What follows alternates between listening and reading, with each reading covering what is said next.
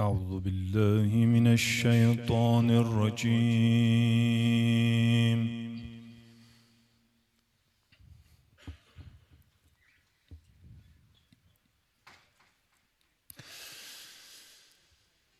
بسم الله الرحمن الرحيم.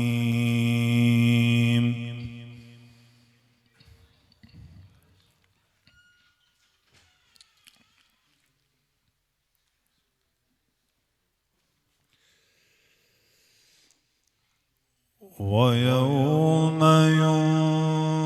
ينفخ في الصور ففزع من في السماوات ومن في الأرض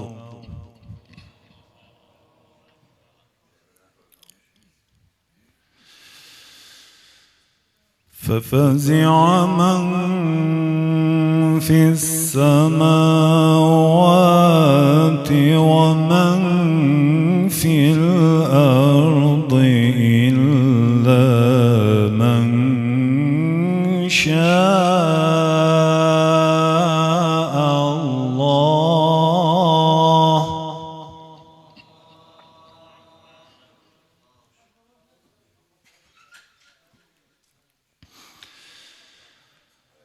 وكل أتوه داخرين.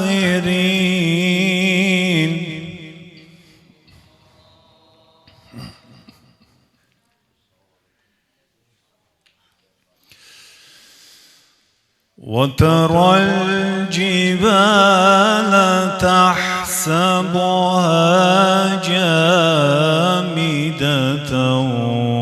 وهي تمر مر السحاب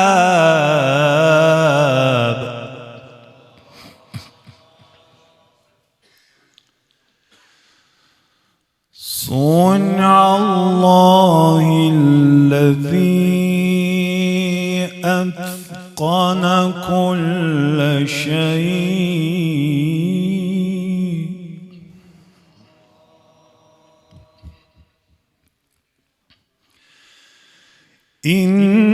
إنه خبير بما تفعلون.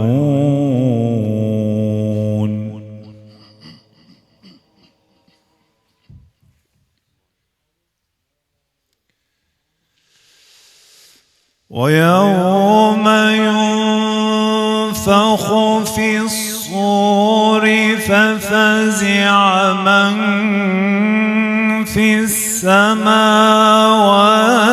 ومن في الأرض إلا من شاء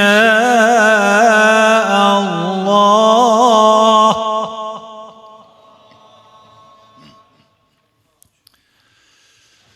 وكل أتوه داخرين.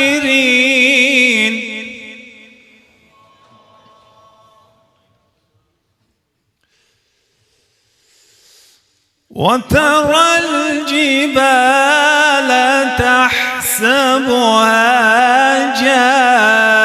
جامدة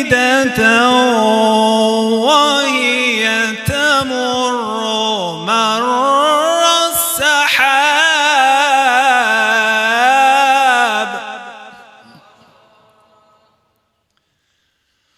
صنع الله الذي أتقن كل شيء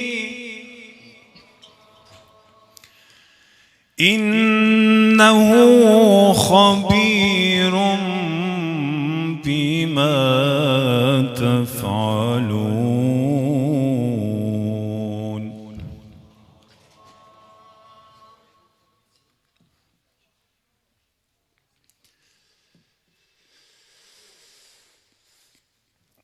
بسم الله الرحمن الرحيم. الحمد لله رب العالمين.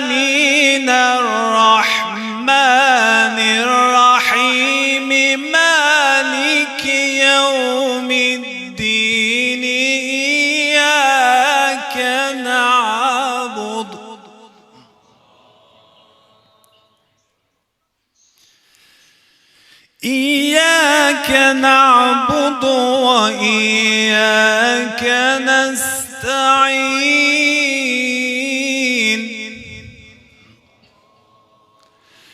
اهدنا الصراط المستقيم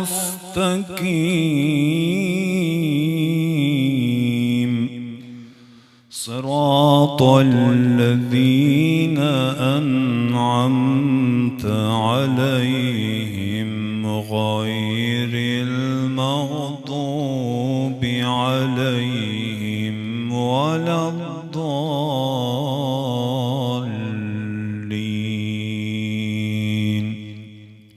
صدق الله العلي العظيم. اللهم صل وسلم وزد وبارك على رسول الله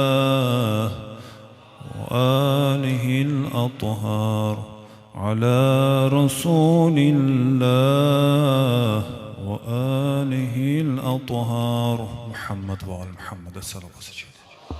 أعوذ بالله من الشيطان الرجيم. بسم الله الرحمن الرحيم وبه نستعين وهو خير ناصر ومعين. ثم الصلاة والسلام على أشرف الأنبياء والمرسلين حبيب إله العالمين سيدنا ونبينا وحبيب قلوبنا وشفيع ذنوبنا أبي القاسم محمد بن عبد الله. اللهم صل على محمد صلى الله عليه وعلى آله الطيبين الطاهرين ولعنة الله على أعدائهم أجمعين من الآن إلى يوم الدين. Hər şeydən əvvəl bu gecə 7-ci imamımız Babel Həvaic İmam Musa Kazım əleyhissalamın şəhadət günüdür. Bu münasibətlə iki dünyanın sultanı, ağamız, muvlamız İmam Zaman ağaya və siz əzizlərə başsağlığı deyirik. Allah bizi ağamızın ziyarət və şəfaatindən ayrı salmasın inşallah. Babel Həvaicdir, hacətlər qapısıdır. Məzlum, qərib, Bağdad zindanlarında şəhid olan ağamızdır, mübarək gecədir. Ona görə elə bir zamanda yaşayırıq ki, hər bir insanın sıxıntısı var, dərdi var, çətinliyi var, xəstəsi var. İnşallah elə əvvəldən alay nəzərimizə inşallah. Çünki hacət almalı gecədir. Fürsətdir, əldən qaçırmayaq bu gecəni. Çünki İmam Musa Kazım əleyhissalam, bütün imamlarımız, peyğəmbərlər Babel Həvaicdir, amma o bəzilərinə məxsus deyiblər, elə belə deməyiblər. Yəni o adına məşhur olub, elə belə olmayıb. Məsələn, gör kimlərə deyirlər Babel Həvaic. 6 aylıq Əli Əsqərə deyirlər Babel Həvaic. Və İmam Musa Kazımə deyirlər Babel Həvaic. Ona görə inşallah elə bunu əvvəldən deyirəm ki, əvvəldən bədənimiz, zehnimiz, qəlbimiz, ruhumuz aram olsun inşallah və öz hacətlərimizi nəzərə alayıq və bizdən iltimas eləyiblər məxsus sabah bir əziz qardaşımız ürək əməliyyatı olacaq, xüsusi dua istəyiblər bu gecə. Ümumən, hər kəsin sıxıntısı, dərdi, çətinliyi varsa Allah İmam Musa Kazım ağaya xatir hacətlərin versin inşallah. Mən bir-iki gün bundan qabaq qərar verdikdə bu məclis olacaq.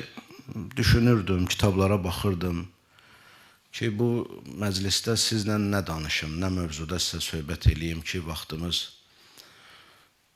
onsuz da elə burada əyləşməyin özü səmərədir.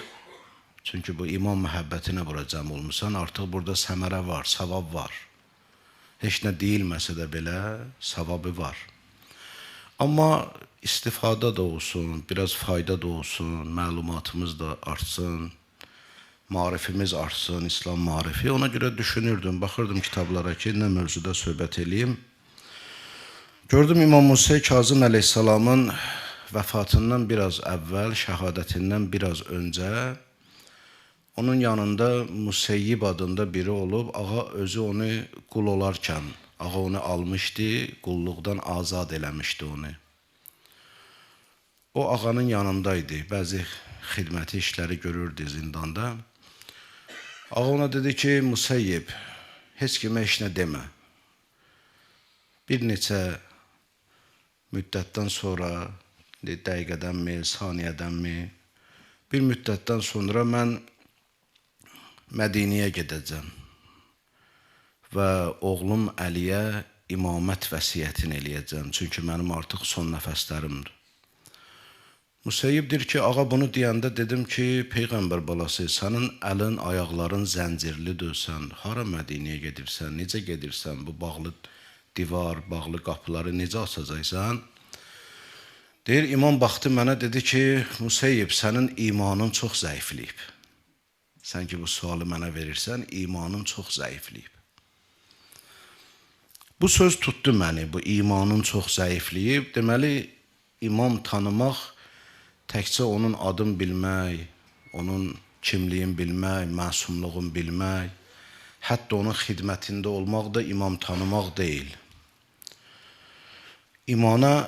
İmama imanın olması, onları düzdür, həqiqətin biz tanıya bilmərik, amma ən azından öz mərifətimiz qədər onu tanımaqdır. Bu qədərin Museyyib sual verir, görürsən imam ona deyir ki, sənin imanın çox zəifliyib. Və ona görə mən elə bu sözü əsas tutaraq istədim ki, bu günləri, çünki deyilən sözlər də bilirsiniz də çoxalıb, müxaliflər çoxalıb, bizə qarşı olanlar çoxalıb, bu fikirlərə qarşı olanlar da çoxalıb.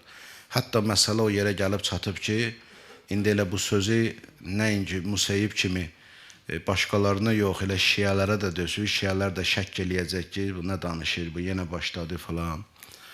Ona görə bütün bunları nəzərə aldım, dedim belə bir mövzuda danışaq ki, mərifətül imamət mövzusuna, yəni imam tanımaq mövzusunda biraz faydalı olsun bizə, biraz mərifətimizi artırsın. Amma bu bəhsə başlamazdan əvvəl biraz müqəddiməyə ehtiyac var. O müqəddimə də bundan ibarətdir ki, bütün yer üzərində olan müsəlmanlar şəksiz və şübhəsiz iman gətiririk ki, bizim Rəbbimiz Allahdır, bizim Xaliqimiz Allahdır. Allahdır yeri və göyləri yaradan, Allahdır bütün aləmləri yaradan, Allahdır insanı yaradan.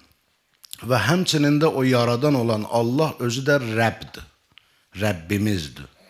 Yəni, Xaliqimiz də tək olan Allahdır, Rəbbimiz də tək olan Allahdır. İndi bu Xaliqimiz Allahdır, buna deyərlər xaliqiyyət mövzusu. Mövzu xaliqiyyət, yəni Allah xaliqdir. Allah Rəbbimizdir, bu mövzunun adını qoyublar rububiyyət. Rububiyyət yəni Allah Rəbbdir. Bu xaliqiyyətlə rububiyyətin yanında bir dənə də mövzu var, deyərlər ki, vilayət. Allah həm xaliqimizdir, həm Rəbbimizdir, həm vəliyimizdir. İndi bunları başa düşək bir dənə. Mən çox sadə danışacağım. Halbuki bu bəhsi düz 10 mərhələdə eləyə bilərik Allahın izni ilə. Yəni bir mərhələ danışaram sizə, sonra eyni sözü biraz ondan yuxarı danışaram, sonra eyni sözü biraz da ondan yuxarı danışaram. Amma ona görə ən sadəsini deyirəm bu günləri. Ki, hamı başa düşsün, hamına aydın olsun. Əlhamdülillah, bunları başa da düşürsünüz, bilirsiniz də, sadəcə olaraq yadımıza salayım. Allah xaliqdir, məlumdur, yaradan odur. Bəs Allah Rəbbimizdir nədir? Rəbbimizdir nədir? Deməli, Allah hər şey yaradıb. Amma hər şeyi yaradanda düzgün yaradıb. Yaradanda düzgün yaradıb və onun davam eləməsi üçün də düzgün qanunlar qoyub onun üçün. Fikir verirsiniz? Deməli, Allah hər şey yaradıb, elə bununla qutardı yaradmayla, yox. Yaradıb, hər şeyi düzgün yaradıb. Ola bilər, yaratsın, amma hər yaradan o demək, yaradılan o demək deyir ki, düzgün yaradılıb, hə? İndi birdən insan yaranaydı, insanın qaşı gözün yuxarısında yox, qaş olaydı gözün altında, hə? Nə olardı onda? Elə onda bir-birimizi görəndə hamımız elə ayət namazı vacib olardı qorxudan. Və yaxud məsələn, qulaq olmazdı burada, qulaq olaydı burada məsələn. Yaradıb ayrı şeydir, düzgün yaradıb ayrı şeydir. Allah yaradıb, bu Xaliqdir. Allah düzgün yaradıb, o Rəbbimizin işidir. Rəbb onu düzgün yaradır.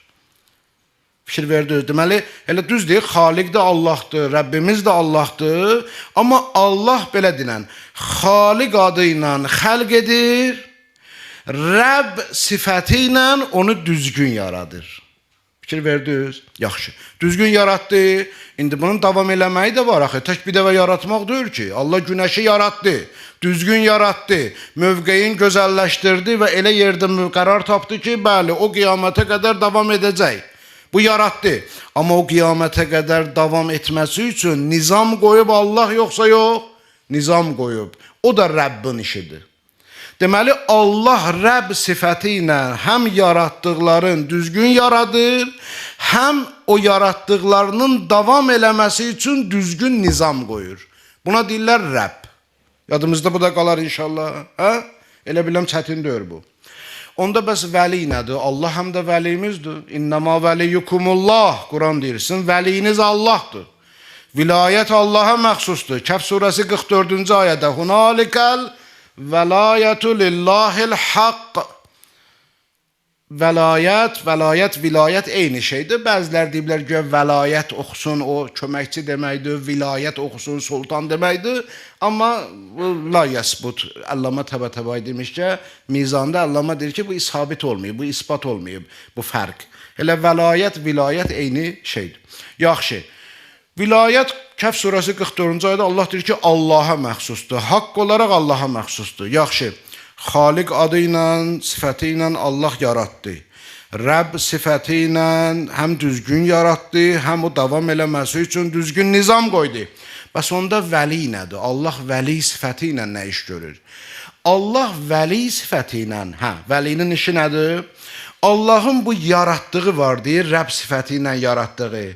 Onda təsərrüf eləmək haqqı var. Təsərrüf yəni nə? Yəni ona müdaxilə eləyə bilər.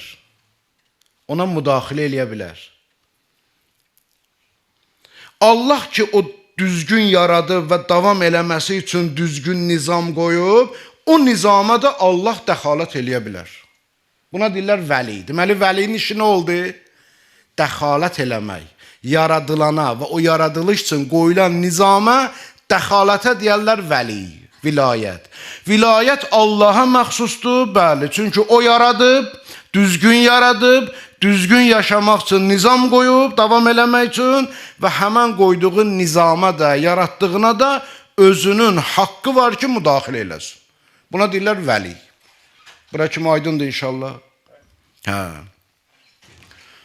Bunda şəkkimiz, şübhəmiz yoxdur. Bunun üçün aşkar Quran ayələrimiz də var, bunun üçün bizim əqli dəllimiz də var, bunun üçün bizim məntiqi dəllimiz də var, bunun üçün fəlsəfi dəllimiz də var.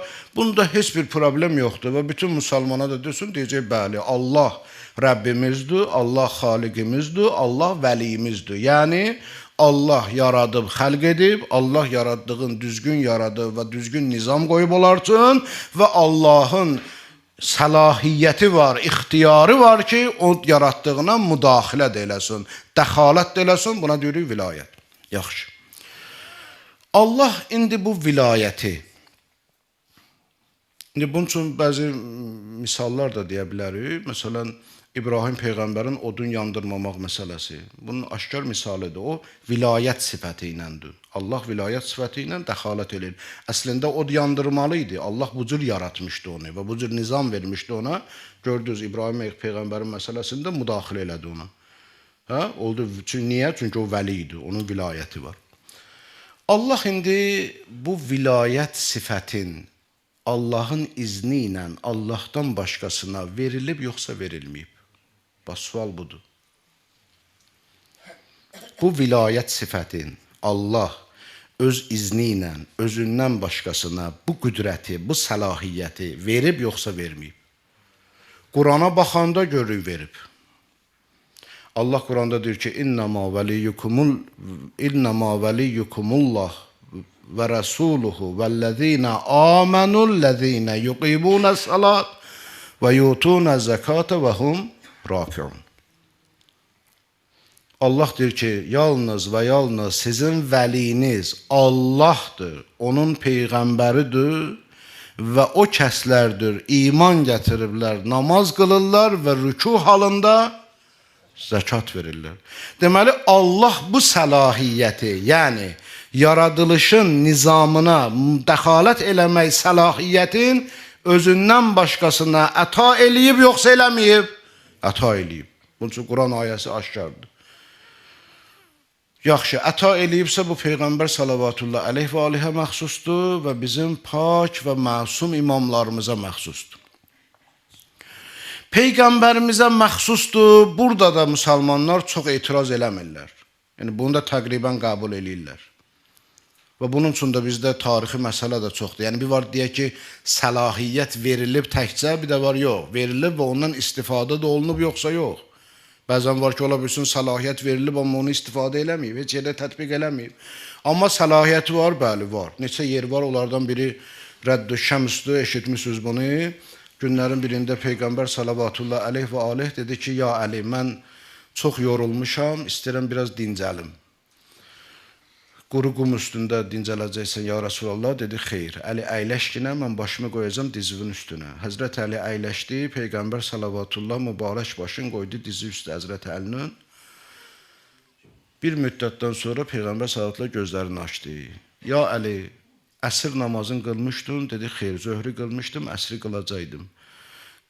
Bəs niyə oyatmadın əsrin fəzilətli vaxtı? İndi şəriət bilənlər bilirlər, əsrin fəzilət vaxtı o şaxis ki bastırırsan, onun bir mislinə çatana qədərdir. O bir mislindən sonra artıq fəzilət vaxtı azalmağa başlayır, gecikə. Düzdür, axşam namazına qədər qıla bilərsən, amma fəzilət vaxtı o şaxis, məsələn, 1 metrəlik çubuq bastırmısan, onun kölgəsi ki artıq özünə çatdı, orada fəzilət vaxtı azalmağa başlayır və yaxud bəzi alimlər deyirlər ki, 2 mislinə çatdı. Yəni, kölgə bir şaxis, ağac 1 metrədirsə, 2 metriyə çatanda fəzilət vaxtı gedir. Ya Əli, əsr namazını qılmışdın, xeyr. Bən niyə görə fəzilət vaxtı keçdi? Dedi, ya Rasulallah, qıymadım, səni oyadım. Səni oyatmağa qıymadım. Qaza getmir ki, gözlədim ki, ayılacaqsan, qılacam, elə indi qılacam. Dedi, ya Əli, sən ki mənə ehtiramən, Peyğəmbərə ehtiramən, sən ki əsr namazının fəzilət vaxtını gecikdirmirsən, mən də Allahın izni ilə günəşi qaytaracam yerinə, sən fəzilət vaxtında əsri qılacaqsan. Bu hadisəyə deyərlər hadisət Rədd-ü Şəms, yəni günəşi qaytarmaq hadisəsi. Bu ki o yerdə Mədinədə olmuşdu, onun yerində məscid də var idi. Məscidin adı da Məscid Rədd-ü Şəms idi. Yəni günəşi qaytarma məscidi. Mən Mədinədə olanda, indi Allah sizin hamımıza nəsib eləsin inşallah, 4 dəfə qismət olub da həcc. Orada onlardan biri idi, indi hansı biri idi adımda deyil. O yerli bir dənə Mədinəli sürücü tapdım. Ona dedim ki, düzdür, burada Peyğəmbərin qəbridir, hamımız gedirik, məscidə gedirik, bəqiyə gedirik, onları bilirik. Amma bəzi tarixi yerlər var ki, biz onları bilmirik. Məsələn, sən yerlisən də, buralısan. Məsələn, əgər sən Borodgaha gəlsin, mən Borodgahda sən hansı yeri haradır, mən göstərərəm sənə. Buranı da siz yaxşı bilirsiniz. Məsələn, dedən haranı istəyirsən, aparım səni. Dedim, məsələn, mən o qəbirstanlığı istəyirəm, orada İmam Rızanın anası dəfn olunub. Orada elə İmam Musa Kazımın anası Həmidə dəfn olunub. Həmidə Əndəlusiyyə deyərdilər xanıma. Düzdür, bu xanım məğribli olub, yəni Mərakeşli, bizim dilimizdə Mərakeşli olub, İmam Musa Kazımın anası. Ona görə, amma imam ona deyərdi ki, Həmidətül Musaffat, yəni pak, saf Mədinə, pak Həmidə, Həmidətül Musaffat deyərdi ona. Məsələn, bu xanımın qəbri İmam Rızanın anası ilə birgə, bunlar ayrı qəbirstanlıqdadır, bəqidə deyir. Dedi, bəli, tanıyıram oranı, aparıram səni. İndi belə gedib o yerlərə baxırıq, göstərir mənə. Buna dedim ki, mən Məscid-ü Rədd-ü Şəmsi istəyirəm. Çünki kitabda oxumuşam, o yerdə məscid var, günəş qaytaran məscid. Dedi, aparacam səni o yerə, amma məscid sökülüb artıq orada. Niyə söküblər bunu? Dedi, bunlar söküb onu. Çünki bunlar istəmirlər bu cür abidələr yaşasın. Peyğəmbər məscidini bacarmırlar sökməyə. Əgər bacarsaydılar, o qəbri də sökərdilər. Onu bacarmırlar. Müsəlmanların təzyiqindən və s. ona görə. Amma qalan bütün abidələri yoxa çıxardan kimi bunu da yoxa çıxardıblar. Amma yerinə aparacam səni. Apardım məni, baxdım yerinə, gördüm yerin. Amma seçilir. Məsələn, təsəvvürlə hamı yoldur, asfaltdır. Amma o məscidin yeri heç bilməyən adam da deyər ki, bu yerdə olub məscid. Yəni o qaraltı indiyə qədər də elə qalıb orada asfaltın üstündə. İnşallah yolunuz Ümrəyə düşəndə, həccə düşəndə Mədinədə maraqlanın. Rəddü Şəmsin o yerli adamlar apararlar sizi. Baxarsınız, siz də görərsiniz bunu. Deməyim odur ki, bu hadisə haqqın sabit. Yəni sabitdir bu, haqqdır bu, həqiqətdir bu, tarixdə var, yeri də var, bəllidir. Bu cür hadisələr Peyğəmbər sallallahu əleyhi və alihin və bundan əlavə möcüzələr, hətta Peyğəmbərin meyracı elə özü bu idi. Nə idi ki, Peyğəmbərin meyracı həmən təsərrüf idi. Allah Quranda deyir: Subhanəllazi əsra bi abdihi leylə minəl məscidil haram iləl məscidil əqsəlləzi barakna havlahu. Biz Peyğəmbər sallallahu əleyhi öz bəndəmizi, Allah deyir ki, münezzəhdir, ucadır. O Allah ki, öz qulunu, yəni Həzrəti Rəsulullahı bir gecədə Məscidül Haramdan, yəni Kəbədən Məscidül Əqsaya, yəni Qudüs şəhərinə, Fələstinə apardı bir gecədə. Niyə? O məscid ki, onun ətrafı bərəkətli məsciddir, öz ayələrimizi göstərməkdən ötürü. Elə bu özü nə deməkdir? Bir gecənin içərisində gedib bütün bu meyrac səfərini eləmək, varlıq aləminin mərhələlərini seyr eləmək, elə həmən bu vilayətdir və təsərrüfdür. Yaxşı. Bu həmən bu sifət, bu vilayət imamlarımızda sabitdir yoxsa yox? İndi bu vilayət, bu belə deyək də, vilayət necə dedik sizə? Dedik Allah yaratdıqlarına Allahın izni ilə dəxalət eləmək. Həm yaratdıqlarına dəxalət eləmək, həm də qoyulan nizama dəxalət eləmək. Qoyulan nizam bizim üçün qoyulan nizam şəriətdir. Şəriətdə onların səlahiyyəti var, dəxalət eləsin, bəli. Bu məlum məsələdir, buna deyirlər vilayət təşriiyyə. Yəni şəriətdə Allah səlahiyyət verib ki, imamlarımız təsərrüf eləsin. Təsərrüf nə deməkdir? Yəni orada lazım olan hökmləri qərar versin. Yaxşı, bu da baş verib, bir də nümunə deyim sizə. Həzrəti Əmir əl-Müminin Əli əleyhissalam xəlifə olanda baxdı, gördü ki, özündən qabaqçılar, xüsusilə də 3-cü xəlifənin zamanında Beytülmal talan olunub, viran olunub. Bu Beytülmalın indiki gəlirləri ilə eləmək olmaz, İslam hökumətin ayaq üstə saxlayasan. Ona görə Həzrəti Əli əleyhissalam qərar verdi ki, bugündən etibarən atdan da zəkat verəcəksiniz. Atdan zəkat var bizdə İslamda? Xeyr, bizdə İslamda zəkat 3 heyvandandır, dəvədəndir, inəkdəndir və qoyundandır. Əlbəttə, keçi qoyunun üstündədir, camış da inəyin üstündə. Bu 3 heyvandandır, atdan yoxdur bizdə zəkat. Amma Həzrəti Əli əleyhissalam vilayı vəlidir, mövladır, Allah tərəfindən səlahiyyəti var. Qərar verir ki, bəli, bugündən etibarən atdan da zəkat olacaq. İndi siz mənə deyə bilərsiniz, yaxşı, məsələn, sən də arada lazım olanda elə alimlərimiz də məsləhət görürlər ki, məsələn, bu günləri bu işi görək. Deyirəm, yox, bunun fərqi var. Bir var, Allah o səlahiyyəti versin. Bir də var ki, biz çıxılmaz vəziyyətdə qalanda əhəmmi mühümdən qabağa verək. Bunlar ayrı-ayrı şeylərdir. Daha mühümü mühümdən qabağa salmaq bizdə də var. Bir var ki, mən çıxılmaz vəziyyətdə qalmışam. Mən namaz qılıram, Allah göstərməsin, görürəm, eyni vaxtda qonşunun evi yanır. O zaman mən nə edirəm, nə etməliyəm? Daha mühümü mühümdən qabağa salmalıyam. Burada namazı saxlayırsan, qaçırsan insan həyatını xilas eləməyə. Burada mən daha mühümü mühümdən qabağa saldım. Ona görə yox ki, mən vəliydim, mövlaydım. Ona görə ki, çıxılmaz vəziyyətdəydim. 2 vacibatdan birini eləyə bilərəm, ikisini eləyə bilmərəm. Ya mən getməliyəm, insan həyatını xilas eləməliyəm, ya mən namaz qılmalıyam. Namaz qıla-qıla mən gedib gəzə-gəzə insan həyatını xilas eləyə bilmərəm. İkisindən biri olmalıdır. Nə edirəm? Daha mühümü qabağa sallam. Bu çıxılmaz vəziyyətdə bunu eləmək ayrı bir şeydir. Allah bu səlahiyyəti verib, o ayrı bir şeydir. Çoxları burada səhv salır, bunu qarışıq salır. Ki, vilayət deyəndə Allah bu səlahiyyəti verib, yoxsa mən götürmüşəm bu səlahiyyəti çıxılmaz vəziyyətdə qaldığıma görə. Elə yeri gəlmişkən bu günləri bir də məsələni də sizə deyim. Bəlkə bundan sonra bizim əziz möminlərimiz biraz aralarında o soyuqluq geçsin, bəlkə geçsin. Eyni məsələn, həmən bu məsələ də imamlardan sonra fəqihlər məsələsində də budur məsələ, ixtilaf bundadır. Bir də mən sizə sadə misal deyim. Məsələn, hər bir ata öz övladı üzərində vəlidir. Yəni, atıya Allah vilayət verib övladları üzərində. Mənim balam ora getmə, izin vermirəm, bura get, izin verirəm, ora olmaz, bura olar, bunu oxumaq olar, bunu oxumaq olmaz. Atıya bu vilayət verilir, verilməyib, verilir bu səlahiyyət. Allah verib, hər bir atıya övladı üzərində səlahiyyəti var, yəni vilayəti var. Və çıxa da bilmərsən, çıxsın da günah elirsən. İlla da Allahın vacibatlarında, orada məlumdur, Allahın vacibatlarında la ta'ətə li məxluqin, la ta'ətə li məxluqin fi məsiyyətil xaliq. Bizdə qayda var, Həzrət Rəsullahın sözü var ki, xaliqə üsyan eləməklə, xaliqə Allaha günah eləməklə məxluqa itaat olmaz. Biz atanın sözünə baxarıq, ora qədər ki, gətirib günaha çıxartmasın. Günaha çıxarsa dayanacaq onda. Deyəcək, ata bağışla məni. Burada Allahın hökmü qabağadır. Bu, elə hər həyatımızın sahəsinə də aiddir. Biz, məsələn, ehtiram qoyarıq, hörmət bəsləyərik, sözə baxarıq, hara qədər? Ora qədər ki, gəlib günah. Elə ki, günaha gətirib çıxarsa, orada itaat olmaz. Orada itaat ancaq Allah olmalıdır. Yaxşı. İndi atanın öz övladı üzərində vilayəti var.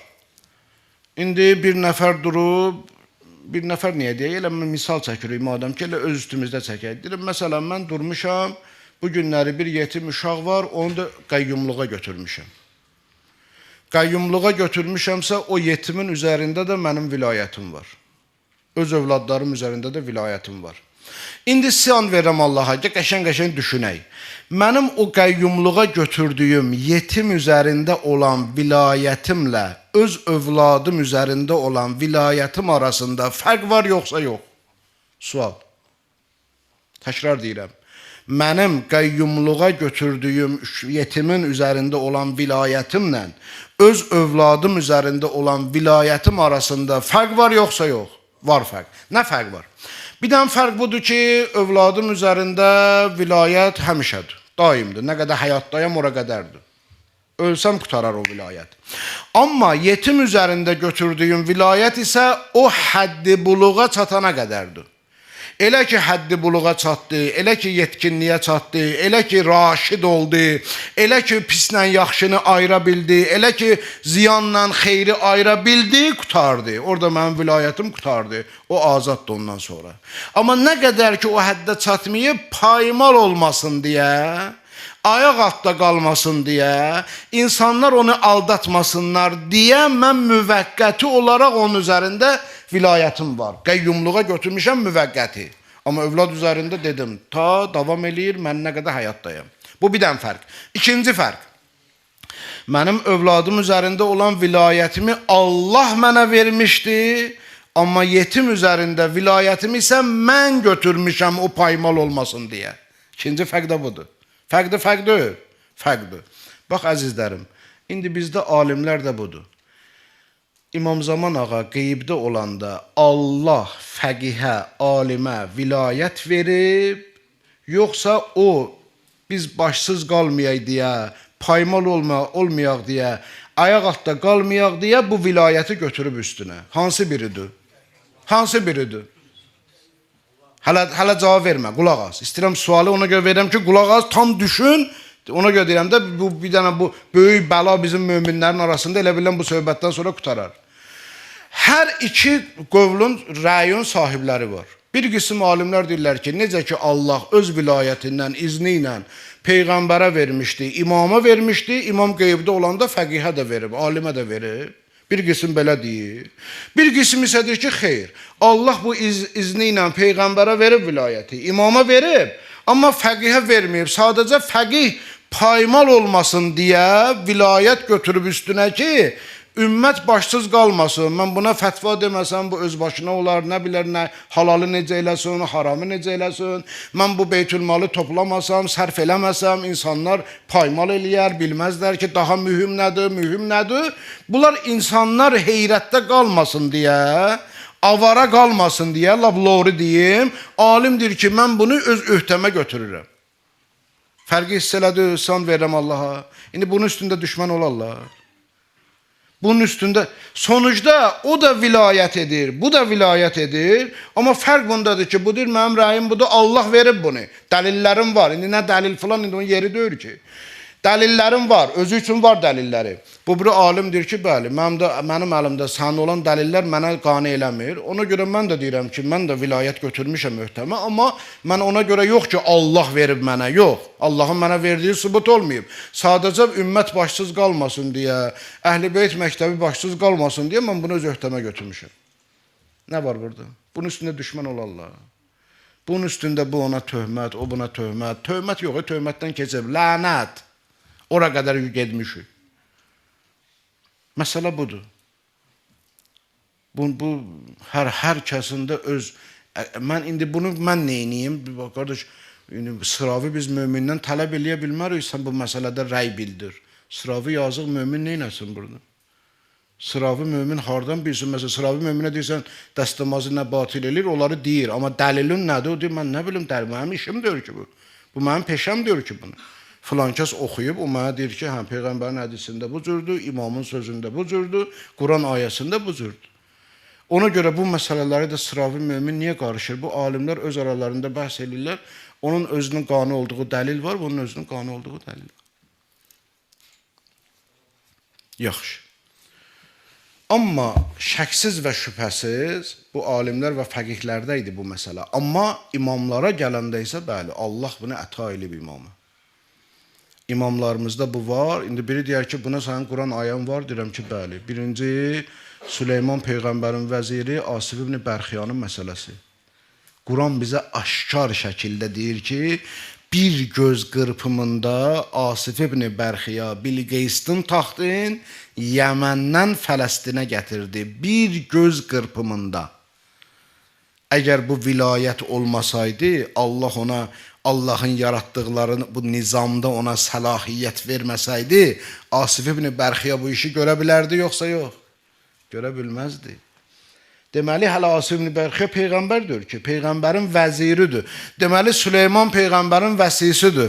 Deməli, Peyğəmbər vəsisinə Allah səlahiyyət verir ki, o bir göz qırpımında Bilqeystin taxtın Yəməndən gətirir Fələstinə. Təsərrüf edir. Və İsa Peyğəmbər barəsində Allah Quran-ı Kərimdə demir ki, İsa Peyğəmbər buyurdu ki, mən torpaqdan quş yaradıram, torpaqdan quş xəlq edirəm Allahın izni ilə. Mən körün gözün açıram Allahın izni ilə.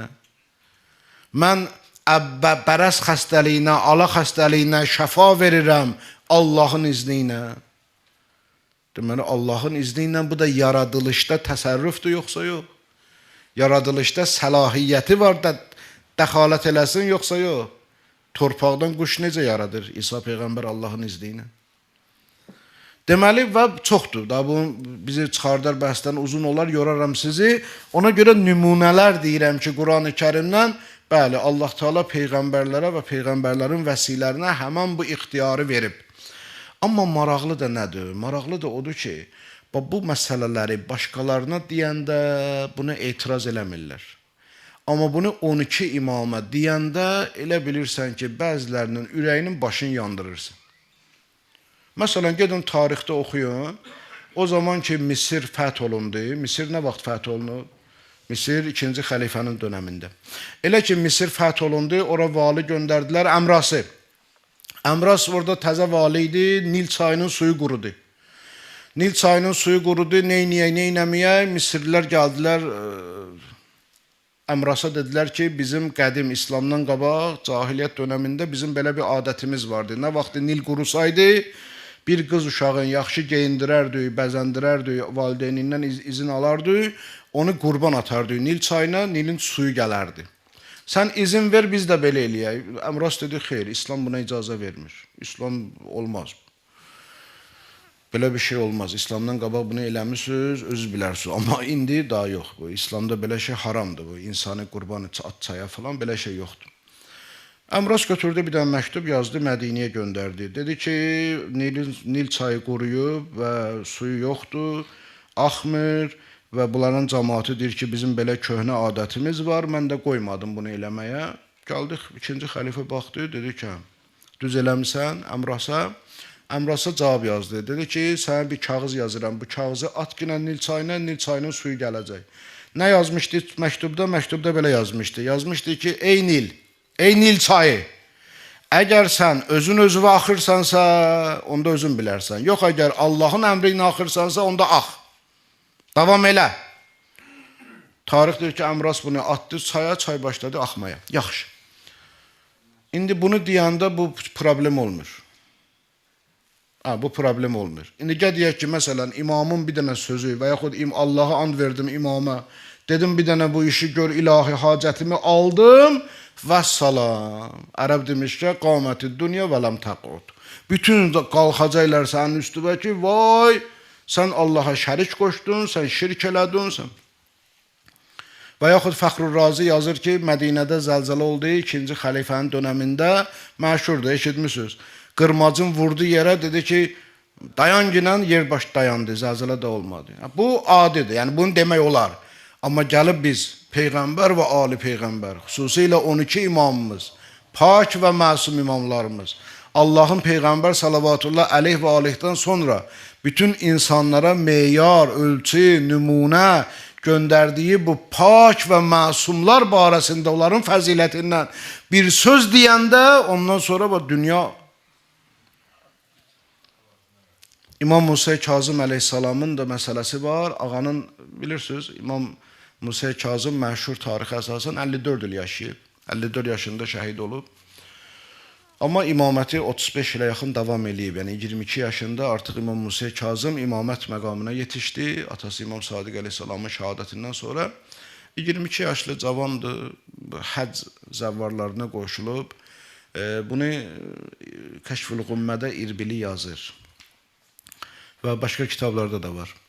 Deyir ki, Şəqiqül Bəlxi deyir ki, mən də həcc ziyarətində zəvvarlarla birgə yoldaydım. Yol boyu görürdüm ki, bu zəvvarlardan ayrı bir cavan ibadətlə məşğuldur, zikirlə məşğuldur. Çox vaxtı insanlara qarışmır. Və orada onun surətini də deyir ağanın. Deyir, ağa hündür boylu idi, əsmər rəngi vardı. İmam Musa Kazım ağ olmayıb. O bir imamlarımızı yazırlar ki, üzü siması ağ. İmam isə əsmər yazır. Əsmər yəni qarabəniz. Ağa əsmərdir, hündür boydu, heybətli idi, nurani bir cəmalı vardı. Bu ağanın bu sifətləri bir dənə də hədisdə var, o da çox eşitməlidir, çox eşitməlidir. Bəlkə də məndən eşitmişsiniz onu bir dəfə ya 2 dəfə. Amma çox eşitməli sözdür, o Bişrül Hafinin qissəsi. Çox belə tərbiyə alınası bir qissədir. Bişir adında bir şəxs vardı Bağdadda, onu deyim qaydacam bura, Şəqiqül Bəlxinin məsələsinə qaydacam. Bişrül Hafi, əlbəttə Hafi ayaqyalın deməkdir. Sonra o ləqəbi ona verdilər. Adı Bişir idi onun. Bu Bağdadda yaşayırdı. İmkanlı adamdı biraz. Bunun evi, eşiği, böyük evi var idi. Yazırlar ki, bu cavanları da cəlb elirdi evinə. Deyirdilər, gülürdülər, rəqs edirdilər. Bu Bağdadın ağsaqqalları İmam Musa Kazıma dedilər ki, Peyğəmbər balası, sən bəlkə buna nəsihət eləyəsən, bizim bu cavanlarımız əldən gedir, bu Bişir. Ağa dedim, onun evinə getmərəm, amma yolumu salaram o tərəfdən, rast gəlsə nəsihət eləyərəm. Ağa yolun saldı bunun evinin səmtinə, oradan keçəndə gördü ki, bunun cariyəsi, xadiməsi evində artıq şeyləri götürüb, kənara atmağa çıxıb evdən. Bu imamı gördü. İmam bundan soruşdu ki, limən hâzihi dar, bu ev kimin evidir? Bu cariyə dedi ki, Liseyyidi Bişir, mənim ağam Bişirin evidir. İmam dedi ki, həl seyyiduki Bişir, hurrun əm əbd. Dedi, sənin bu ağam Bişir azad adamdır, yoxsa quldur? Suala bax. Sənin ağan Bişir azad adamdır, yoxsa quldur? Bu xadimə imamın məqsədini başa düşmədi, dedi, əlbəttə azaddır. Mən qul deyir, belə, yəni bu bir də evin sahibi qul olar. Yo, dedi, mənim ağam qul deyir. Ağa dedi, düz deyirsən, düz deyirsən. Əgər o Allahın qulu olsaydı, Allahın huzurunda bu həyasızlığı eləməzdi. İmam ayrı başqa soruşub. İmam soruşub ki, azad yəni öz başınadır, həd-hüdud bilməyəndir, şəriət bilməyəndir, halal haram bilməyəndir, yoxsa Allah quludur. Ağa onu soruşub. Ağa bunu dedi, getdi. Bu xadimə qayıtdı evə, Bişir dedi, niyə gec gəldin? belə bizə danışdığımı danışdı. Dedi, orada dedi ağanın sifətlərin. Dedi, belə bir insan gördüm, hündür boyu vardı, əsmər rəngi vardı, amma çox heybətli adamdı. Məndən soruşdu ki, bu ev kimindir? Dedim, ağamın. Dedi, ağan azaddır, qul. Dedim, azad. Dedi, düz deyirsən, qul olsaydı həyasızlıq eləməzdi. Bişir bunu eşidən kimi dedi, bu mənim ağamdır. Əməlləri günahdır içindədir. Qəlbində isə var iman məhəbbəti, əhl-i beyt məhəbbəti. Əməllərində fasiqdir, qəlbində doludur məhəbbətlə. Dedi, bu sanki bu sifətləri dedim, bu mənim ağamdır. Ayaqyalın qaçdı və ona görə ondan sonra elə ölənə qədər ayaqyalın gəzdi ki, birdən yadımdan çıxar imamın dalınca qaçdığım gün. Ona görə ləqəbi də belə qaldı, Bişrül Hafi dedilər ona. Qəbri Bağdaddadır. Vaxtı olanda Kərbalaya gedəndə Bağdadda Bişrül Hafi. Gedin ziyarət edin. Eləyirlər, tanıyanlar ziyarət eləyir. Elə bir məqama getdi, yetişdi o. Allah bizim aqibətimizdə xeyr eləsin inşallah. Qaçdı ayaqyalın çatdı imama. Peyğəmbər balası, ağam, mövlam, bu düzdür ki, sən demirsən ki, bunu xidmətçimə mən əbd döyürəm, Allah qulu döyürəm, mən həya eləmirəm. Ağa dedi, bəli, mən demişəm. Sən Allahdan qorx, Allah bəndəsi olsaydın, onun huzurunda bu biədəblik eləməzdin. Sən necə deyirsən, mən Allahın huzurundayam, sonra bu işi necə görürsənsə? Allah görmür. Sən söyüş söyəndə Allah görmür. Sən qeybət eləyəndə Allah görmür. Sən böhtan deyəndə Allah görmür. Sən başqasına haqqın yeyəndə Allah görmür. Sən başqasının namusunun söhbətini eləyəndə Allah görmür. Sən necə elirsən bunu? Halbuki bir dənə ağsaqqalın yanında, məsələn, Nadir əminin yanında adam utanar ki, ağzından birdən də əgər Allah göstərməsin, bilmədən bir səhv çıxanda, sən Allah bağışla əmi, sən Allah... Niyə? Çünki ağsaqqaldır.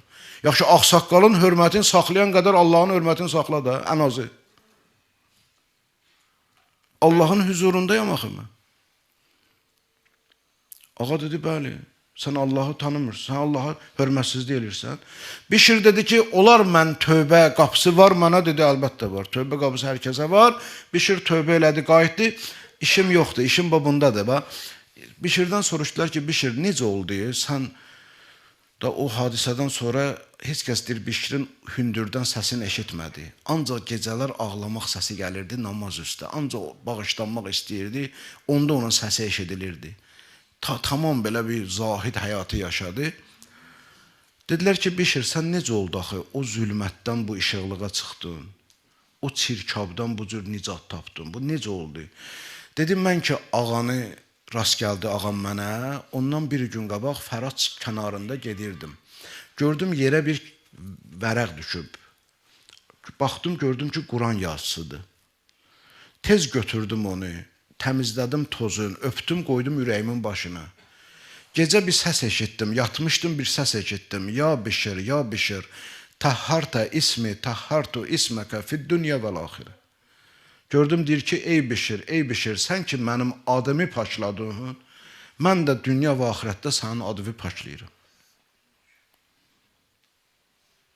Ona görə deyir, heç əmələ kiçik demə. Sən nə bilirsən, bəlkə Allahın razılığı ondadır. Heç əmələ kiçik demə. Sən nə bilirsən, bəlkə Allahın razılığı ondadır. Və heç günaha da kiçik demə. Sən nə bilirsən, bəlkə Allahın qəzəbi elə ondadır.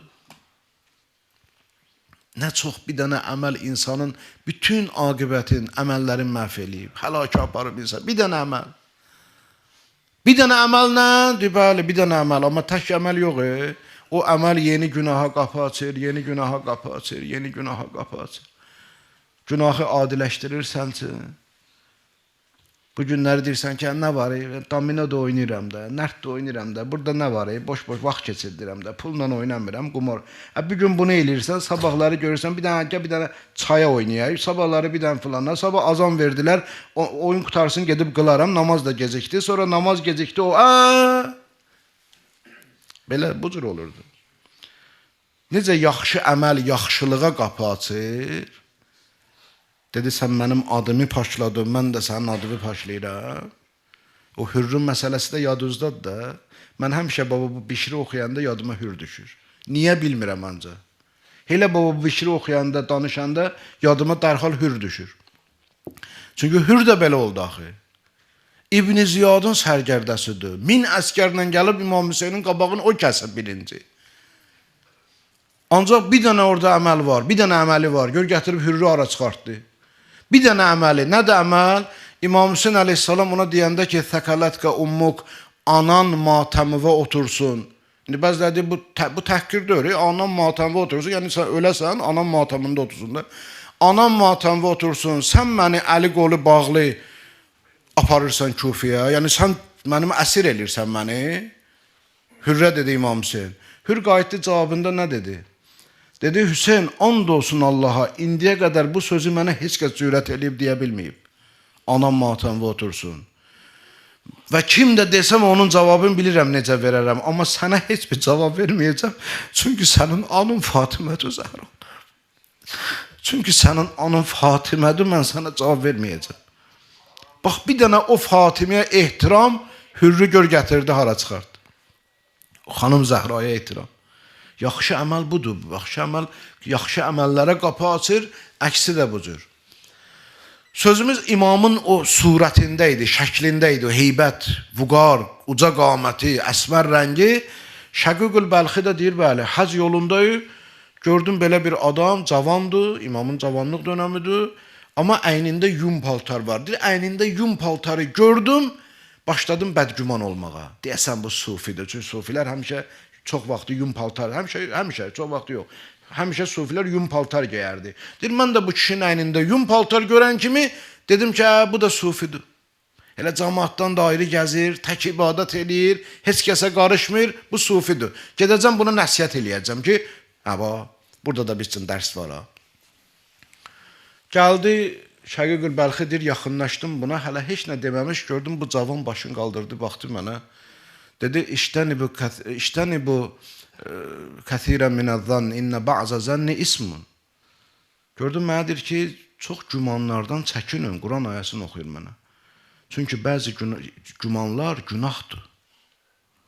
Yəni, insanların barəsində qıraqdan qalıb güman eləmə. Çünki bu güman günahdır, səni günaha aparar. Deyir, dəhşətə, özü də adımla mənə dedi, Şəqiqəl Bəlxi. Bəlx yer adıdır, Bəlxi, Şəqiq də adıdır. Bu adam mənə adımla müraciət elədi, niyyətimdən xəbərdar oldu.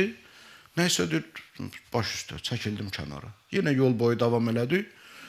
Mənzillərin birində, vaxtı belə idi axı, karvanlar mənzil dayanırdı. Mənzillərin birində gördüm yenə bu cavanı, yenə ibadətlə məşğuldur. Dedim ki, gedim bu dəfə üzr istəyim ondan. Peşman oldum. Elə yol boyu bu ürəyimi dağıdırdı. Mən niyə belə düşündüm bunun barəsində? Gedim bundan üzr istəyim. Yenə yaxınlaşanda döndü, baxdı mənə, dedi, Şəqiqəl Bəlxi. Allah Quranda deyir ki, inni qəffarun liman tabə və amənə və amilə salihən thumməhtədə. Allah deyir ki, hər kəs tövbə eləsə, iman gətirirsə, əməli salih olsa, sonra hidayət olsa, mən onu bağışlayaram. Yəni, peşman olmuşsan, yeri getdi. Bağışladım. Deyir, məni lap maraqlandırdı bunun məsələyi. Gəldik, yenə mənzillərin birində gördüm ki, bu cavan əlində bir qab var, yaxınlaşdı, quyudan su doldurmağa. Qab düşdü əlindən suya. Əllərin qaldırdı göyə, dedi, ilahi. Sən bilirsən ki, bu dünyada dünya azuqəsindən yemək üçün, içmək üçün istifadə eləməyə bircə bu qabım vardı. Əgər bu da əlimdən getməyə məsləhətdirsə, qoy getsin. Şəqiqəl Bəlxi deyir ki, gördüm quyu qaynadı, suyu qaynadı, su qalxdı, düz qab gəldi bunun əlinin altına. Bunu görəndə dedim ki, yox, bu Allah vəlisidir. Bu Allah vəlisidir. Amma ora qədər yenə özüm mənə tanış vermirdi. Kəbədə gördüm ki, insanlar yığışıb onun başına ehtiramını saxlayırlar. Soruşdum, dedilər ki, bu Musa ibn Cəfərdir. Bu İmam Sadiqin oğlu Musa Kazım əleyhissalamdır. Və bu, yenə deyirəm, imamlarımız üçün əslində çox belə, onların o böyük məqamlarından bir nümunədir onlar üçün. Bir nümunədir. Və bu günləri şükürlər olsun Allaha, həmd olsun Allaha ki, bizim də zamanımızın imamı var, bizim sahibimiz var. Amma bilirsən, problem hardadır? Problem ondadır ki, məsələn, mən yox, elə biz hamımız, Həzrət Əlinin dönəmində, ya ilə İmam Musa Kazımın dönəmində yaşasaydıq, bizim bir problemimiz olsaydı, bir çətinliyimiz olsaydı, istər maddi, istər mənəvi, fərq eləməz. Biz nə edərdik? Sən verirəm Allaha. Gedərdik imama deyərdik də, başqa kimə deyəcəksə. Ya imama deyərdin, ya da ki, məsələn, indi özün gedə bilməsəydin, gedənlərin birinə deyərdin ki, sən an verirəm Allaha, sən Allah. Bağdada gedirsən, ya Mədiniyə gedirsən, ya imamlarımız harada, Xorasanda, məsələn, Xorasana gedirsən, imamı görsün, bir dən məni deyəsən də bu çətinliyimi. Belə deməzdi. Başı, bəs indi çətinliyimizi niyə İmam Zaman Ağaya demirik? İmam Zaman Ağa gözlərdən qayibdir də, vücudu mövcuddur, yoxsa yox, mövcuddur. İndi də denən də, çətinliyi denən. Denən ki, ağa, mənim dərdim var. Denən. Denən nəticəsini gör günə. Denən. Yəni, özümüzü belə aparırıq ki, sanki, əstəğfirullah, nauzubillah, bizim imamımız yoxdur, bizim sahibimiz, bizim imamımız var, bizim sahibimiz var, bizim böyüyümüz var. Və o da Allahın izni ilə Allah zuhurunu tezləşdirsin inşallah. O mövcuddur və qiyamətə qədər də mövcuddur.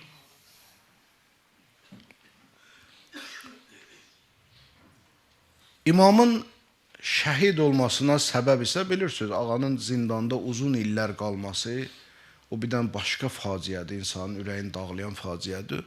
Özdə bir dəfə də yox, dəfələrlə olub. Yəni, ağa zindanda olub, sonra azad olub, sonra yenə zindanda olub. Axırıncısı, Yəhya İbn Xalid Bərməki Harun Rəşidin vəziri idi. Harun Rəşid Əmin ki, oğlu Bağdadda idi. Əminin də ustadı ona bir müəllim tutmuşdu. Ustadı Cəfər ibn Məhəmməd el-Əşəs adında bir şəxs idi. Bu Yəhya ibn Xalid Bərməki deyirdi ki, birdə məgər Harundan sonra bunun bu oğlu xəlifə olsa, məlumdur bu vəzir kimi qoyar? Öz ustadını qoyar vəzir. Məni vəzirlikdən çıxardar. Ona görə mən nə edeyim? Mən İmam Sadiq əleyhissalamın bir nəvəsi var. Əli ibn İsmail. İmam Sadiqin, İmam Musa Kazımın böyük qardaşının adı İsmaildir. O İsmailin oğlu Əlini Mədinədən çağırtdırım. O gəlsin Harunun oğluna dərs versin, ustadı olsun. Çünki bu alimdirlər, bunlar imam balalarıdır. Ona dərs versə Harunun oğluna, o zaman daha məndən işi olmaz. Yəni, sabah xəlifə olanda o indiki ustadı aradan çıxar da, o vəzir olmaz. Bu niyyətlə Haruna dedi ki, eşitmişəm Mədinədə belə bir alim var, Əli ibn İsmail ibn Cəfər. Onu çağır günən dərs versin oğluna. Harun xəbər göndərdirdi ki, bu Əli ibn İsmail gəlsin. Yəni, İmam Musa Kazımın qardaşı oğlu olur da, gəlsin bu Bağdada. O durdu, indi hazırlaşıb xəlifə çağırır, Bağdada gedirəm. Gəldi İmam Musa Kazım əleyhissalama dedi ki, bu danışdığımı Müqəddəs Ərdəbili yazıb 12 imamın həyatı kitabında. Deyir, gəldi, imamdan da halallıq alsın da, daha yol çıxır. İmam ona dedi ki, Bağdada niyə gedirsən? İmam Musa Kazım dedi qardaşı oğluna. Dedi, əmi, Bağdada gedirəm, borclarım çoxdur, gedim orada çalışım falan. Dedi, mən sənin borclarını ödəyərəm. Dedi, yox, mən getməliyəm. İmam Musa Kazım əleyhissalam dedi ki, bəlkə getməyəsən. Yenə dedi ona. Dedi, yox, mən getməliyəm, mən hökmən getməliyəm. Dedi, madam ki, qərar vermirsən getməyə qalmırsan, ağa götürdü ona 300 dinar və 1000 nə qədər də dirhəm. Yəni, qızıl pul və gümüş pula vaxtı belə idi. Dinar, dirhəm, dirhəm gümüş pula deyərdilər, dinar qızıla. Verdi buna, yola saldı bunu və gedəndən sonra yanındakılara dedi ki, bu mənim ölümümə səbəb olacaq. Bu qardaşım oğlu mənim ölümümə səbəb olacaq. Dedilər, ağa, bunu bilə-bilə, bəs niyə ona pul da verdin, yola saldın? Dedi ki, çünki mən Cəddim Rəsulullahın bir sözünü bilirəm. Cəddim Rəsulullah buyurub ki, hər kəsin yaxın qohumu ona pislik eləsə, o ona yaxşılıq eləsə, Allah onun ömrünü kəsər. Yəni, o pislik eləyənin ömrünü kəsər. Ona görədir ona yaxşılıq elədim. Neyse, getdi bu. Çatdı Harunun misalına. Harun birinci ondan imamı soruşdu. Dedi, əmin necədir? Musa ibn Cəfər nə iş görür? Dedi, heç nə. Bütün İslam məmləkətinin hər yerindən cəmaat xumsun zəkatını gətirir ona. Onun da əli qolu uzun, xumus zəkatla başlayır cəmaatı öz tərəfinə çağırmağa. Harun Rəşid dedi ki, bu adam həbs olunmalıdır. Çünki bu altı xətərdir mən üçün. Bunun qıraqda qalmağı, belə əli qolu uzun olmağı, belə hörmət qazanmayı. Ona görə axırıncı həbsinə səbəb o oldu. İmamı həbs elədi, onu Sindi İbn Şahiq adında bir nəvasib yazırlar tarixdə. Nəvasib, yəni bir var Əhl-i Beytin imamlığını tanımasın, bir də var ki, Əhl-i Beytə düşmənçilik eləyən. O boş tanımaq deyil də, nasibi düşmənçilik eləyir artıq. Bu həmən adamlardandır. Sindi ibn Şahiq ona verdi axırıncı dəfə ki, dedi bunu öz zindanında sən saxla. O da imama çox əziyyətlər verirdi. Mən hətta bir müsibətdən, bu Əhl-i Beytin müsibəti ilə bağlı kitabların birində oxumuşdum. Deyir, o imamı Sindi ibn Şahiq elə bir yerdə saxlayırdı ki, ağa hətta nəfəs almağa bir yer də yox idi. Yəni bir fartuçka olsun, bir pencərə olsun, bir nə bilim, ancaq imam qalırdı nəfəsi daralanda, o qapı nə qədər axı möhkəm olsa, dəmir qapını, fikir vermişsiniz də, dəmir qapı nə qədər də möhkəm çip olsa divara, o dəmirlə divarın arasında biraz heç olmasa boşluq qalır da. Nə qədər də yapışdırsa, indi çıxıb da, məsələn, o bəzi maddalar vururlar, lap kip eləyirlər, amma o vaxt elə şey yoxdur. Ona görə dəmirlə divar arasında heç olmasa biraz məsamə qalırdı da, boş yer qalırdı. Deyir, İmam Musa Kazım gəlirdi mübarək, burnunu yaxınlaşdırırdı, həmən o qapı ilə divarın arasında, oradan başlayırdı nəfəs almağa. Və deyir, Sindi ibn Şahiq bunu da görəndə başlayırdı ağanı döyməyə. Orada yenə incidirdi onu. Və nəhayət, amma ağanın zindanda olması belə onun nüfuzuna xələl gətirmirdi. Əksinə, biraz da onun nüfuzunu artırırdı. Ona görə Harun günlərin birində özü bir sapı, yəni belə yazır tarix, deyir, imamı bu yolla zəhərlədi. Bir sapı tamam zəhərli elədi, sapı. Sonra həmən sapı iynəyə saldırdı. Sonra o iynəni təqribən bir 10 xurmaya, iynəni saldı, o zəhərli sap xurmanın içində dolandırdı onu. Ki, tamam o sapın zəhəri hopsun xurmalara.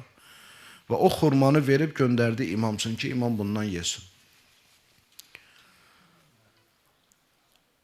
Və imam zəhərləndi, şəhid oldu. Amma imamın cənazəsini gətirdilər, qoydular Bağdadda körpü üstə.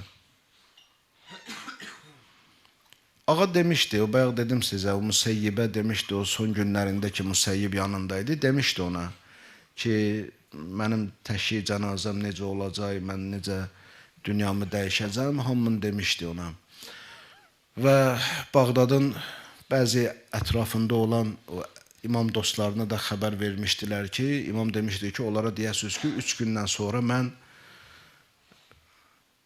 Bağdadda körpüdə gözləyəcəm onları. Onlar da cəmlənmişdi. Xüsusilə də Bağdadın bir ağsaqqalı vardı, Süleyman ibn Cəfər. O bu işi yerinə yetirdi. Baxmayaraq ki, Harunun qorxusundan əvvəl heç kəs təşyi cənazəyə də gəlmək istəmirdi. Süleyman ibn Cəfər öz oğlanları ilə, öz ətrafı ilə gəldi. Birinci bu işə qoşuldu. Sonradan Bağdadda qoşuldular. İmamı da bilirsiniz, Kazimiyyə şəhər olmayıb. Ora Qureyş qəbirstanlığı olub. Yəni Bağdadda Qureyşdən kim ölsəydi, onları o qəbirstanlıqda bastırardılar.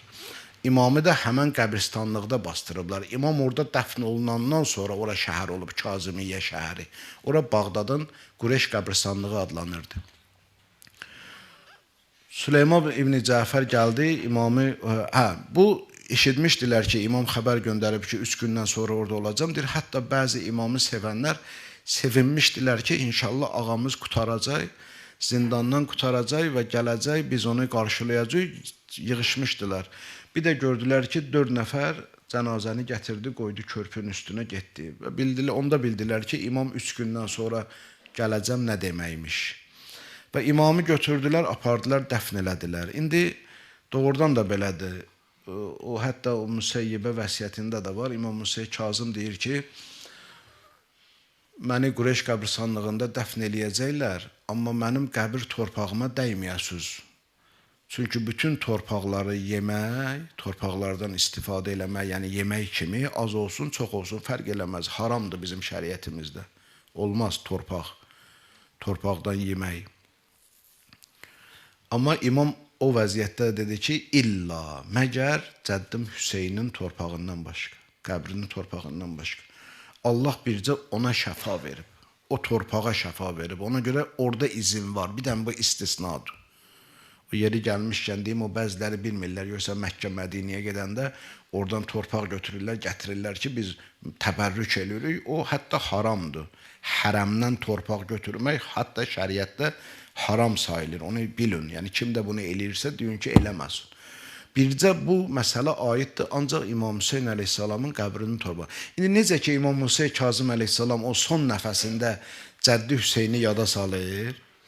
Elə biz də bu günləri həmişə İmam Musa Kazım əleyhissalamın bu şəhadətin eşidəndə və yaxud oxuyanda və yaxud danışanda yenə də yadımıza İmam Hüseyn əleyhissalam düşür. Deyir ki, Peyğəmbər balası, sənin də müsibətin ağırdır, sənin də müsibətin çətindir. Sən də zindanda tək, qərib, zəhərlə şəhid olmusan. Amma ən azından heç olmasa Bağdadda sənin dəfnin təntənə ilə keçib. Ancaq salam olsun sənin Cəddin Hüseynə ki, 3 gün başsız bədəni isti qumlar üstə qaldı. Ona görə imamlarımız deyiblər ki, la yevməkə yevməkə ya Əba Abdillah Hüseyn. Heç kəsin günü sənin günüvə çatmaz. Heç kəsin müsibəti sənin müsibətivə çatmaz ya Hüseyn. Ya Əbəl Hasan, ya Musa ibn Ca'far,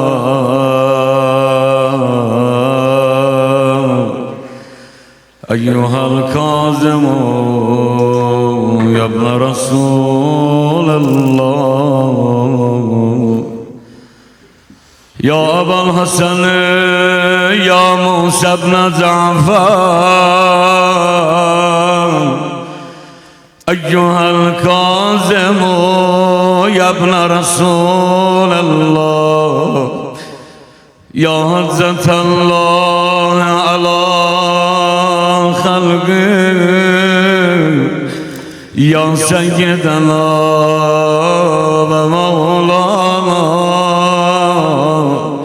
إنا توجهنا واستشفعنا وتوسلنا بك إلى الله وقدمناك بين يدي حاجاتنا يا وجيها عند الله.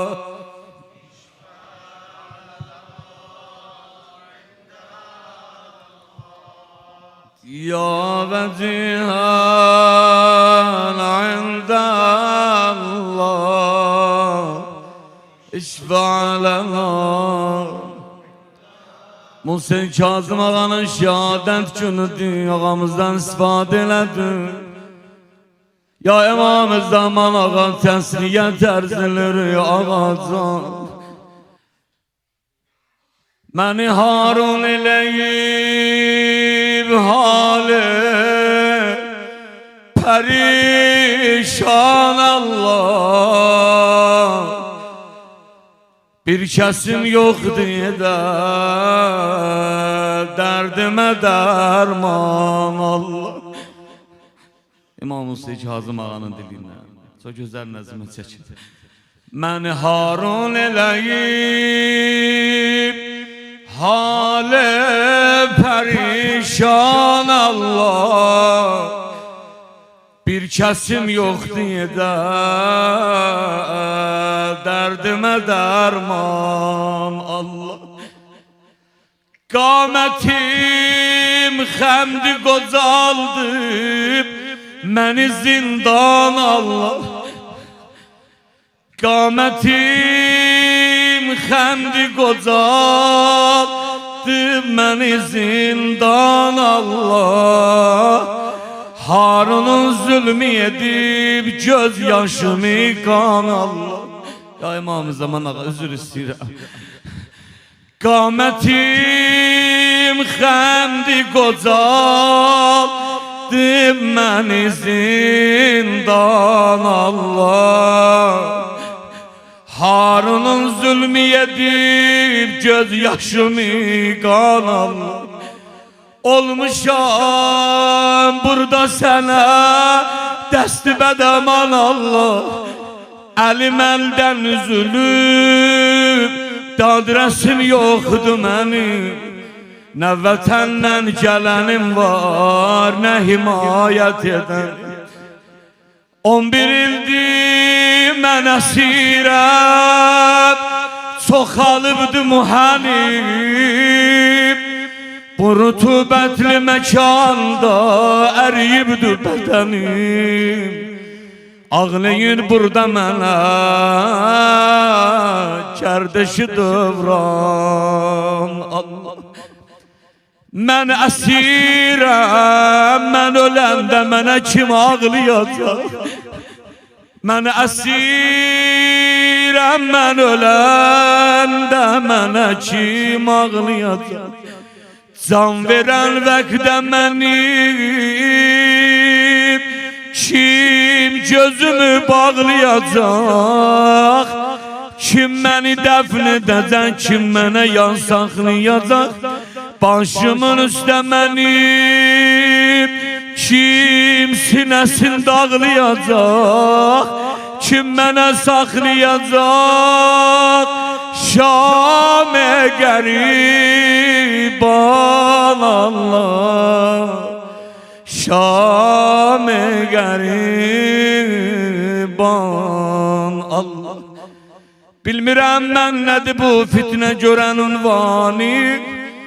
11 ildir məni nahak eləyib zindani. Bir gözü qanlı qəvi pəncədir zindanbani. O nigahban gətirib canə məni nalan. O gülür zindana zindan edir əfğan Allah. Deyə biləm yeryüzündə belə zindan olmaz. O nigahban kimi bir rəhmi nigahban olmaz. O stəmgər kimi bir rəhmisiz insan olmaz. Məni bir dərdə salıb dərdimi dərman olmaz. O nigahban eləyibdi məni ciryan Allah. Bu ənvər pillələri başımın üstədə yanır. Əl atır qəmsisinə başıma zindan dolanır. Ya İmam-ı Zaman ağa, mən kiməm bir rozan oxuyum. Əl atır qəmsisinə başıma zindan dolanır. Dolayır qəmsisinə rəhm eləmir, nə utanır. Qan çıxır qəmsi yerindən, əl-ayağım boyanır.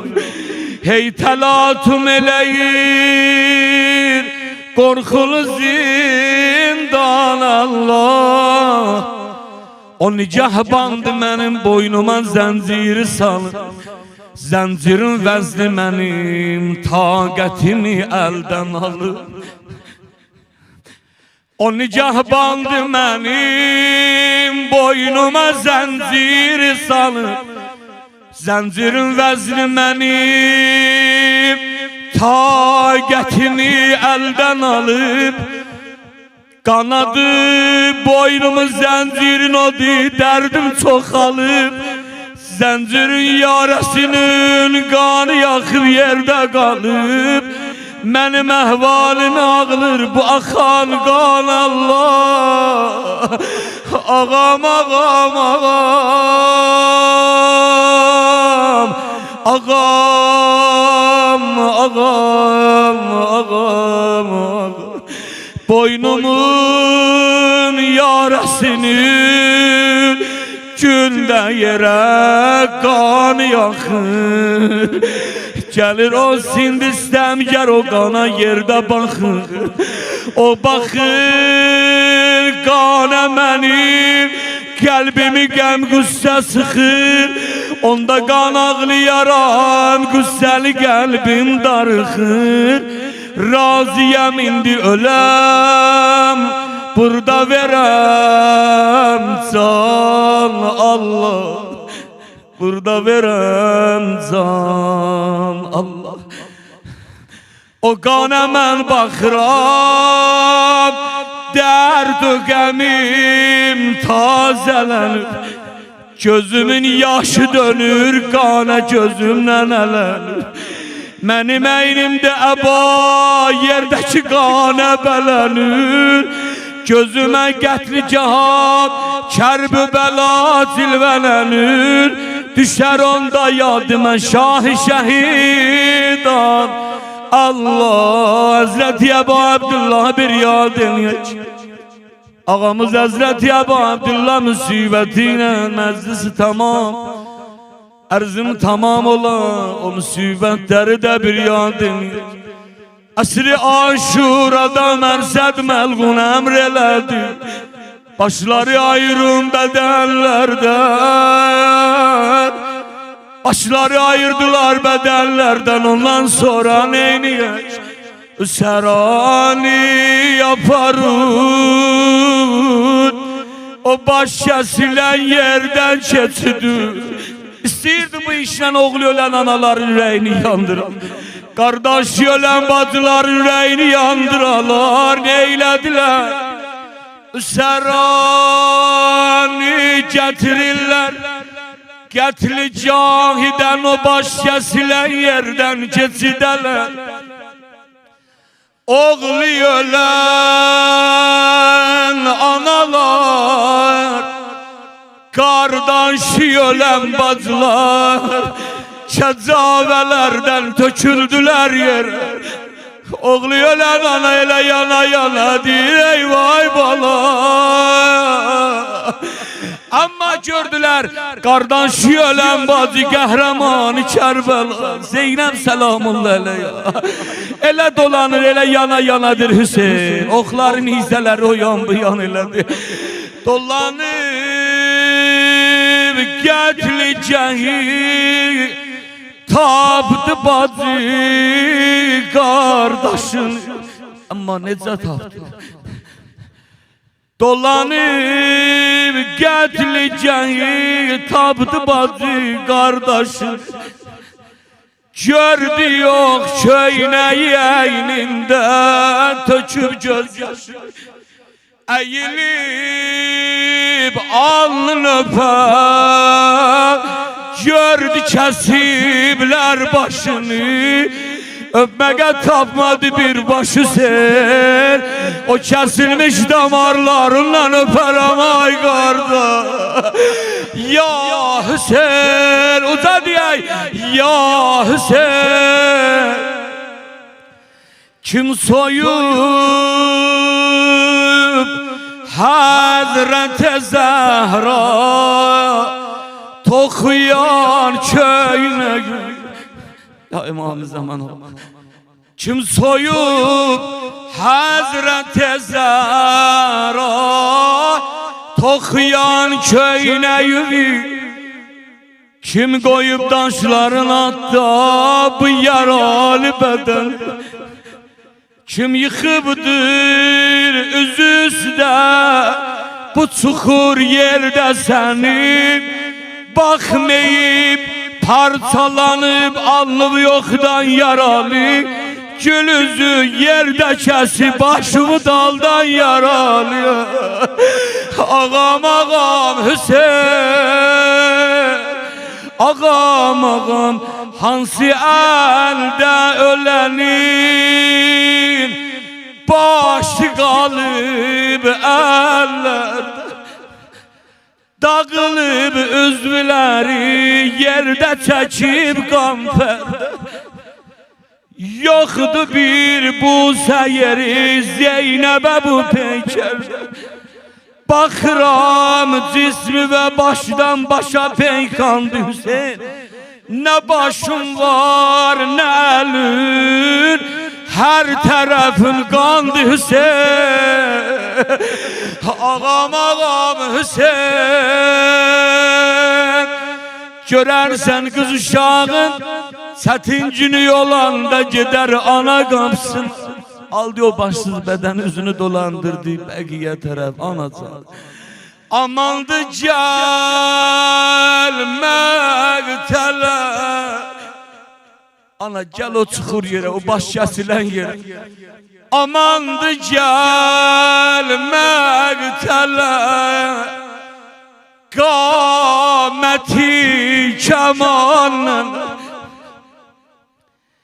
sinen gülün ettiler. Oklara nişanın, ok deyip, daş deyip, baş bedende yok nene. Kardeşim can verir, sinesinde ok nene. Uza diye ya Hüseyin. Ağam, ağam, ağam, ağam. Sesime ses ver Hüseyin, kalbi yanan Zeynep'im. Sesime ses ver Hüseyin, kalbi yanan Zeynep'im. Ferşiden erşe fegani ucalan Zeynep'im. Sesime ses ver Hüseyin, kalbi yanan Zeynep'im. Ferşiden erşe fegani ucalan Zeynep'im. Kesilen çare yolu, kâmeti gamlen bükülen. Kesilen çare yolu, kâmeti gamlen bükülen. Elleri sinede avara kalan Zeynep'im. Elleri sinede avara kalan Zeynep'im. Hami ya Hüseyin vay Hüseyin. Ya Hüseyin vay Hüseyin. Ey olan ganine gel, tan kalanır yan yaralı. Ey olan ganine gel, tan kalanır yan yaralı. Ne celib eller ve ey şahiyet şan yaralı. Yoktu imdad eleyen kardeş adamsızlar var. Yoktu imdad eleyen kardeş adamsızlar var. Zeynep'in neylesinin dilsene kurban yaralı. Ya Hüseyin vay.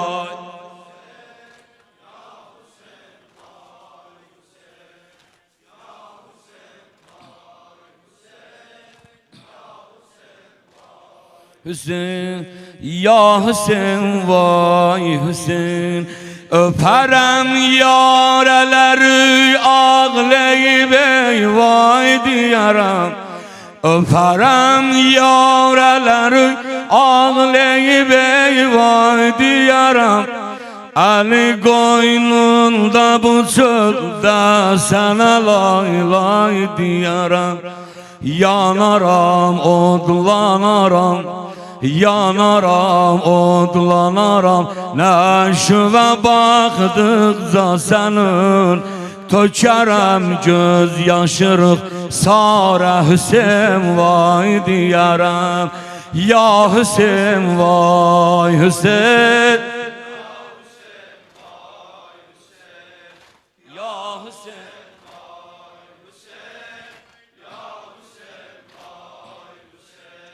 O kadar yara vurublar, dağılıp dur bedenim. O kadar yara vırıblar dağılıbdır bedeni. Hani eynimdeki zehra toxuyan köynəyi.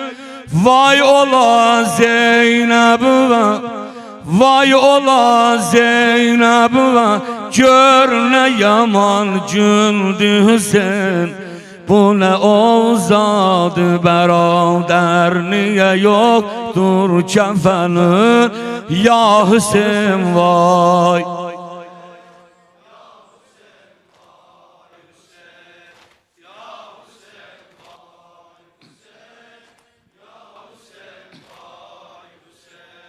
Yaralı peykeri ür yanı ve kurbandı bacı. Yaralı peykeri ür yanı ve kurbandı bacım. Dağılan cismi perişan ve kurbandı bacım. Ey düşen toprağınız üstə qalanır yan bədəni. Toprak üstünde akan kan ve kurbandı bacın ya Hüseyin vay. Vay Hüseyin ya Hüseyin vay.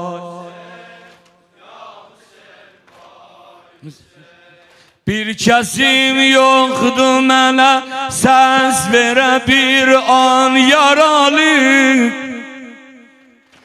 Bir kesim yoktu mənə səs verə bir an yaralı. Qəmim oğlətdən olubdur ürəyim qan yaralı. Ne deyim elleri qoynunda qalan kızlar var. Gözləyirlər yolu xiymədə əl-an yaralı. Ya Hüseyin vay Hüseyin, Hüseyin vay Hüseyin, ya Hüseyin vay Hüseyin. Derd elinden yorulup dermana geldim ya Hüseyin. Derd elinden yorulup dermana geldim ya Hüseyin.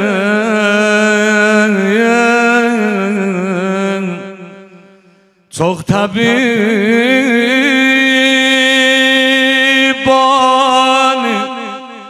onların ki xəstələri var, hacətməndiler.